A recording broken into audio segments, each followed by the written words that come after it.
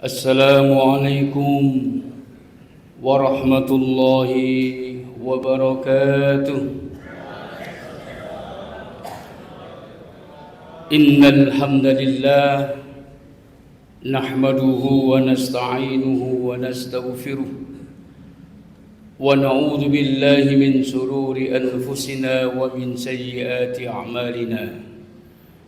من يهده الله فلا مضل له ومن يضلل فلا هادي له أشهد أن لا إله إلا الله وحده لا شريك له وأشهد أن محمدا عبده ورسوله اللهم صل وسلم وبارك على نبينا محمد وعلى آله وأصحابه أجمعين amma ba'd.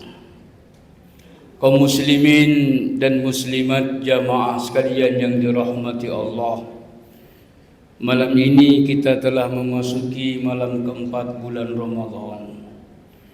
Kita bersyukur kehadirat Allah subhanahu wa ta'ala. Meskipun kita menunaikan ibadah puasa, kita masih diberikan kekuatan oleh Allah, diberikan kesehatan oleh Allah. Terlebih lagi rahmat dan hidayahnya masih menyertai kehidupan kita masing-masing. Hidayah ini adalah merupakan nikmat terbesar yang Allah berikan kepada hambanya. Sebab tidak semua yang hidup bersama dengan Rasulullah mereka diberikan hidayah oleh Allah. Kita mengenal paman Nabi yang bernama Abu Thalib. Beliau telah merawat Rasulullah, mengasuh. Bahkan ketika Rasulullah diangkat sebagai Nabi dan Rasul, paman Nabi yang bernama Abu Thalib inilah yang menjadi pelindung Rasulullah. Bahkan memberikan motivasi kepada Rasulullah untuk menyebarkan ajaran Islam di tengah-tengah masyarakat jahiliyah Arab. Namun pada akhir hayatnya ternyata Abu Thalib ketika dibisikkan oleh Rasulullah, "Kulli ya ammi la ilaha illallah." Ucapkan wahai pamanku kalimat la ilaha illallah. Dengan suara lembut Rasulullah membisikkan agar pamannya yang sangat dicintai bisa mengikuti lafaz yang diucapkan Rasulullah. Kulli ya ammi la ilaha illallah. Sampai ketiga kalinya Rasulullah mengulangi kalimat tersebut, dan sampai akhir nafas pamannya yang sangat dicintai di pangkal tenggorokan menghadapi sakaratul maut, ternyata paman Nabi meninggal dunia tidak mampu mengucapkan kalimat la ilaha illallah. Rasulullah bersedih, beliau menangis, bukan karena ditinggal wafat paman yang dicintai, tetapi paman yang sangat dicintai meninggal dalam keadaan tidak mampu mengucapkan kalimat la ilaha illallah. Kita semua jamaah sekalian tidak pernah bertemu dengan Rasulullah, tapi setiap saat kita mampu mengucapkan kalimat la ilaha illallah Muhammad Rasulullah. Itu disebabkan karena rahmat dan hidayah Allah subhanahu wa ta'ala. Oleh sebab itu, mari kita jaga keimanan kita masing-masing dengan cara meningkatkan kualitas ibadah kita kepada Allah subhanahu wa ta'ala. Terutama di bulan suci Ramadan ini, mari kita giat mengamalkan amaliyah Ramadan.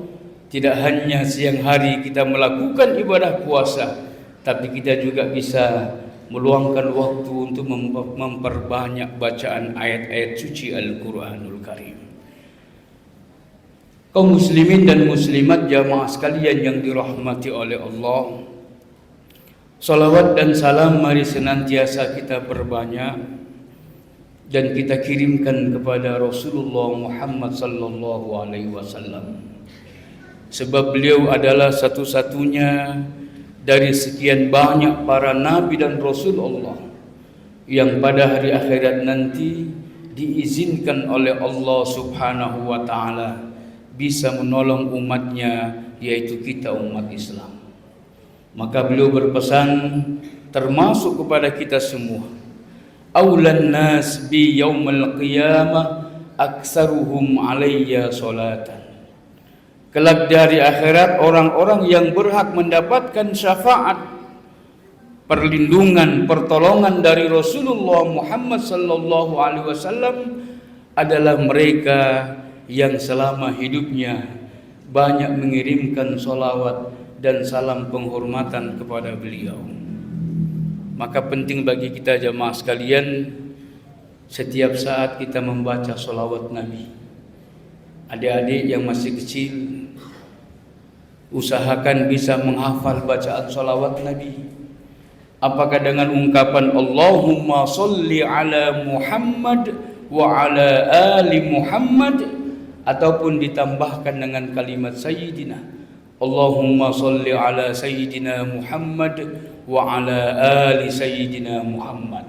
Dibaca sebanyak mungkin setiap hari. Karena dengan itulah kita mudah-mudahan kelak di hari akhirat diberikan syafaat oleh Rasulullah dan bisa bertemu langsung dengan Rasulullah Muhammad sallallahu alaihi wasallam di dalam surga. Kaum muslimin dan muslimat jamaah sekalian yang dirahmati oleh Allah.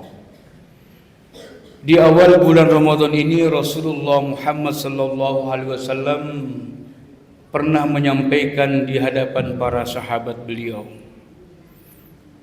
qad ja'akum Ramadan syahrun mubarak iftaradallahu alaikum siyamahu tuftahu fihi abwabul jannah wa tughlaqu fihi abwabul jahim wa tughallu fihi syayatin wa fihi lailatun khairum min alfi syahrin man hurima khairaha faqad hurima. Telah datang kepada kalian, kata Rasulullah, bulan Ramadan, bulan yang penuh berkah. Kenapa dikatakan bulan Ramadan bulan yang penuh berkah? Sebab di bulan Ramadan ini Allah telah mewajibkan ibadah puasa selama 1 bulan penuh, yang tidak diwajibkan pada bulan-bulan yang lain. Ada ibadah puasa, tapi pelaksanaannya hanya mungkin hari Senin atau hari Kamis, yang disebut dengan puasa sunnah atau ayyamud dahar, 3 hari pertengahan bulan Hijriah. Tetapi di bulan Ramadan ini kita diwajibkan berpuasa setiap hari selama 1 bulan penuh. Inilah salah satu keberkahan di bulan Ramadan.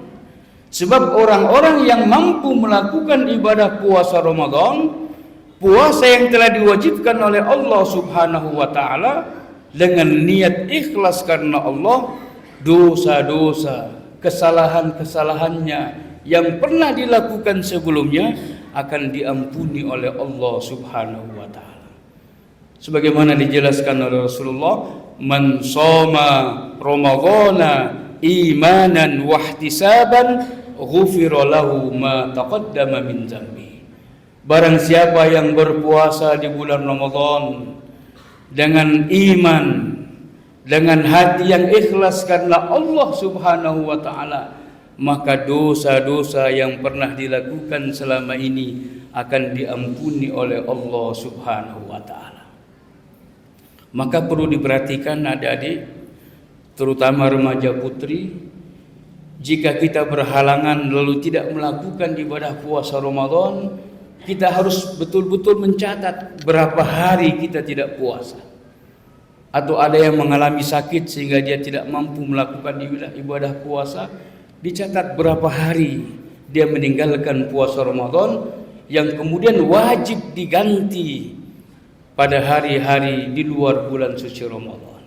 Sebab puasa Ramadan hukumnya wajib. Allah mengingatkan dalam Al-Quran, ya ayyuhalladzina amanu kutiba alaikumusiyam kama kutiba alal ladzina min qablikum la'allakum tattaqun. Allah telah mewajibkan ibadah puasa di bulan Ramadan sebagaimana telah diwajibkan bagi mereka sebelum kita. La'allakum tattaqun dimaksudkan agar kita semua menjadi hamba Allah yang muttaqin. Muttaqin itu adalah orang yang memiliki potensi mampu menjalankan perintah-perintah Allah dan mampu meninggalkan larangan-larangan Allah. Dan itulah kita dilatih oleh Allah selama 1 bulan penuh menjalankan ibadah puasa. Ketika masuk imsak, kita telah diperintahkan oleh Allah untuk menahan diri, tidak makan, tidak minum, tidak mencampuri istri. Nanti pada saat terbenam matahari, tiba buka puasa, baru kita diperbolehkan berbuka, boleh minum dan boleh makan sebagaimana biasa. Kita taat patuh menjalankan perintah itu ikhlas karena Allah selama 1 bulan penuh. Kita dilatih oleh Allah. Dan inilah ciri-ciri orang-orang yang bertakwa. Sehingga setelah 1 bulan kita dilatih oleh Allah, masuk bulan Syawal dan bulan-bulan setelahnya, kita diharapkan menjadi hambanya yang muttaqin, yang senantiasa terbiasa mentaati perintah Allah Subhanahu wa taala dan menjauhi larangan-larangan Allah Subhanahu wa taala. Kaum muslimin dan muslimat jamaah sekalian yang dirahmati oleh Allah, keberkahan yang kedua di bulan Ramadan adalah Allah telah memberikan kemudahan bagi kita yang beriman kepadanya untuk memberikan kelonggaran dalam hati dan pikiran kita, senantiasa melakukan ibadah kepada Allah Subhanahu wa taala dengan rajin, dengan giat, sebagaimana yang mungkin selama ini kita tidak pernah melakukannya di luar Ramadan.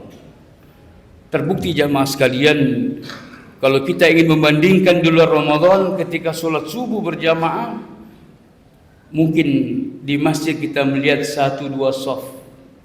Tapi begitu masuk awal Ramadan, mulai anak-anak usia TK, SD, SMP, SMA, sampai orang-orang tua, semuanya berbondong-bondong ke masjid melakukan ibadah sholat subuh berjamaah tanpa ada paksaan. Mengapa? Sebab Allah Subhanahu wa taala telah mencurahkan rahmatnya, memudahkan kepada hambanya untuk rajin beribadah selama bulan suci Ramadan. Oleh sebab itu jamaah sekalian, ada baiknya kita manfaatkan momen-momen Ramadan ini untuk memperbaiki diri kita, memperbaiki kualitas ibadah kita kepada Allah. Dan yang perlu diperbaiki adalah 2. Yang pertama, ketika Allah mengingatkan dalam Al-Quran, utlu ma uhiya ilaika minal kitab, bacalah ayat-ayat suci Al-Quran yang telah aku wahyukan kepadamu wahai Muhammad. Bahkan di bulan Ramadan ini Allah telah memilih diturunkannya Al-Quran.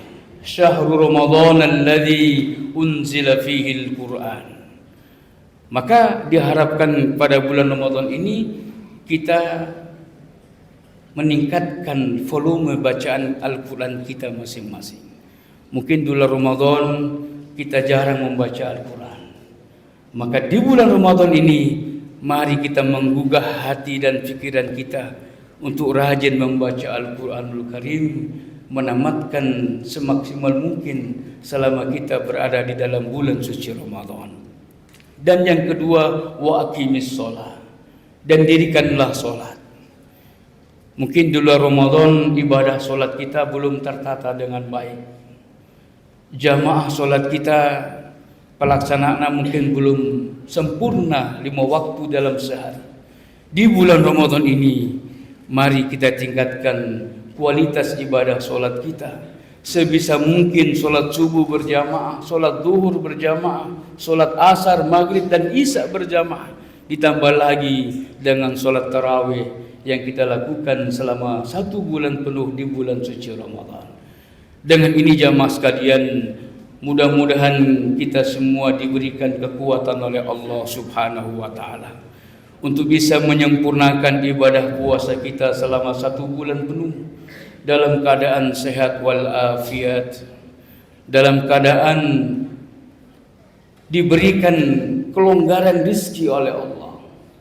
Tidak sekedar kita mampu berpuasa, tapi kita juga mampu menikmati hidangan puasa dan seterusnya.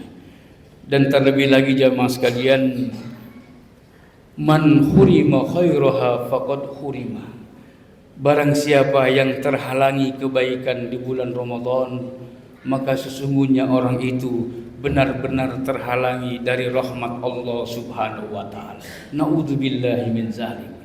Maka momen Ramadan ini mari kita manfaatkan sebaik mungkin. Semoga kita semua menjadi hamba-Nya yang muttaqin, yang senantiasa mampu menjalankan semua perintah Allah dan menjauhi semua larangan-larangan Allah Subhanahu wa taala. Hadanallahu wa iyyakum ajma'in. Wassalamu alaikum warahmatullahi wabarakatuh.